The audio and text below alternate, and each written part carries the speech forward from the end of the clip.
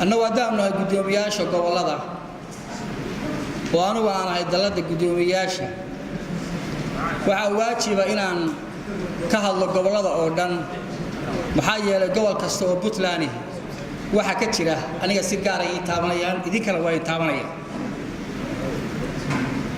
هدامنا قدومياشة قبلنا يدقموين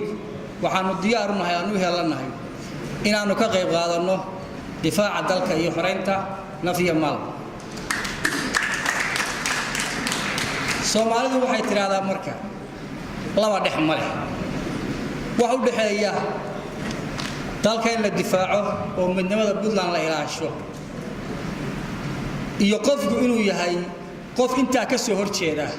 oo caqabad ku ah sumadu doono hal ahaadee jiritaanka Puntland ma jiraan wax saddexaad ina kuma jiraan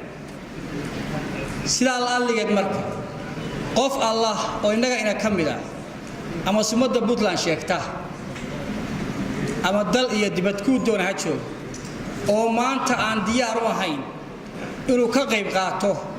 hadafka guud iyo midnimada Puntland waxaynu aqoonsanaa dambiile qaran weeye si dastuurka qabo saasoo ma barlamaano guushu markii la gaaro waa magacyo badan aniga buuxda aniga dhinac ka joogay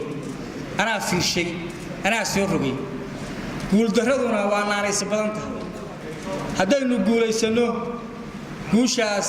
kaligiin qaadanayo madaxweynaha dawladda Puntland ee kulligeen baa wada qaadanayna waliba idinku 5 sano dama rabtaano in la idin soo cesho faanku waa idin si dheer yahay oo barlamaankii shanaad oo ka qayb qaatay xoreynta dalka noqonaysa arrintaas waa il gaar ah ku haysa